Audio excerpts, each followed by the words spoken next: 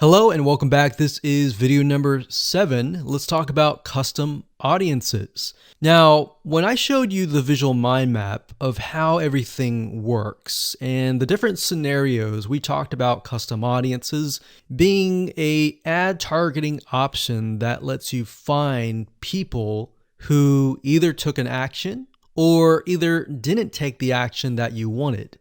So as you can see here, according to Facebook.com, a custom audience is an ad targeting option that lets you find people who already know your business on Facebook. So, with that said, to get here, all you have to do is up the top, click this, and then click Audiences, and then you'll see a drop-down menu that says Create Custom Audience, and you want to click that. Now, you will see an option on creating a lookalike audience, but that's not what we're going to do. You don't really want to create a lookalike audience until you have run enough Facebook ads and you've collected a certain amount of data to know that the lookalike audience is correct. So what is a lookalike audience? A lookalike audience, according to Facebook, is, let's say we run 1,000 people to an opt-in page. And out of 1,000 people, we have about 100 people who opt in. Now, out of the 100 people that opt in, we want to figure and reach similar people based on the 100 people that converted. So what you can do is you can create a lookalike audience with Facebook. And what Facebook will do is it'll go out into the database and find people that are very similar to the people that have opted in. Now, that is super powerful. No other platform can do that. So what you're really doing is you're tapping into Facebook's database according to the data that you have found and comparing and finding people that are similar. You could do that with a purchase. Maybe you have 1,000 people that visited a sales page. And out of those people, we have eventually 100 people that buy. So we want to find 100 people that are similar. So that's what a lookalike audience is. Now, what we want to do in this specific retargeting campaign is to create a custom audience.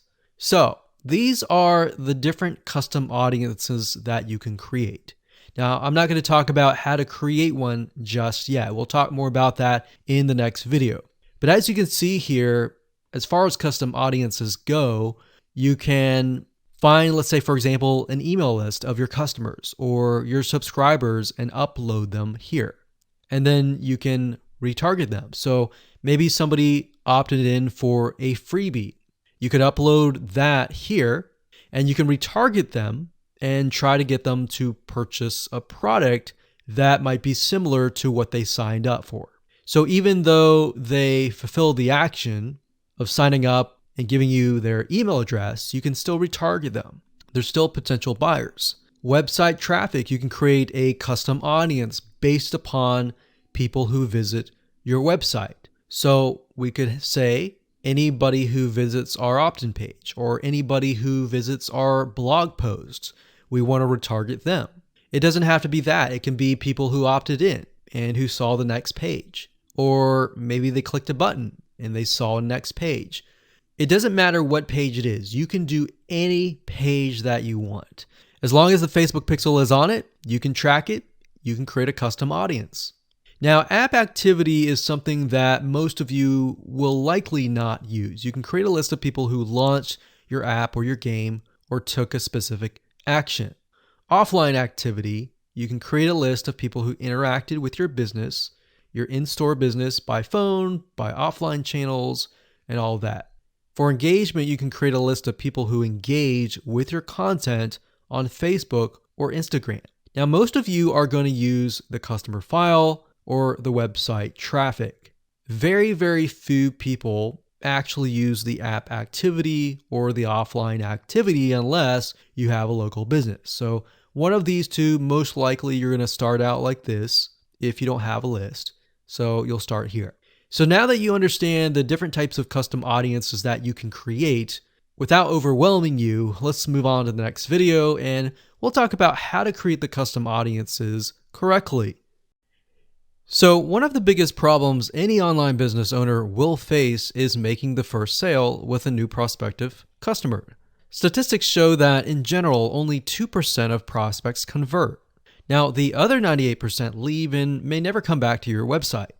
This means that any money that you've invested into getting people to visit your website has been lost. And that can actually quickly add up to a lot of wasted money.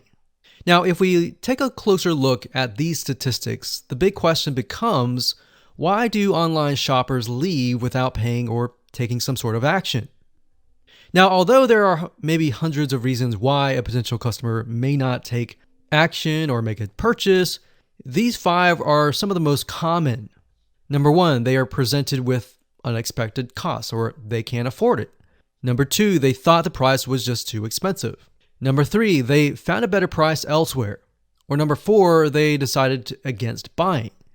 Or number 5, they were just browsing. You see, with such a high percentage of people leaving your site, each of course with their own reasoning, is there any way to get them back to your site without having to reinvest a ton of more money into getting new clients? The answer is yes. And this is what we call retargeting. Facebook retargeting marketing is gaining more and more popularity with website owners. And here's why. I'm sure you've run into retargeting ads that are targeted towards yourself. And let me explain how they work. Imagine if you go to google.com and you type in a specific item that you're looking to buy, say barbecue grills. Let's say this barbecue grill website owner sets up a Facebook retargeting campaign. You're interested, but you don't buy at the very moment. Maybe it's because you're busy, maybe because the price is too high, maybe whatever reason it is, you leave. Then you happen to go to facebook.com and see ads related to the site that you've just visited. You're intrigued and you come back and buy or take a specific action. You see, in this case, the retargeting ads sealed the deal that you would ultimately buy from them. If you're still not convinced of the power of retargeting, then here's a specific statistic. You see, according to ComScore study, retargeting ads led to about 1,046 increase in branded search and about 726 lift in site visitation after about 4 weeks of retargeted ad exposure. That's a huge amount of people that otherwise would likely never come back to your website or your landing page. Now, the best news about this is that you can do it for your own website. So I'd like to introduce you to a 9-part video course that shows you how to do this step by step.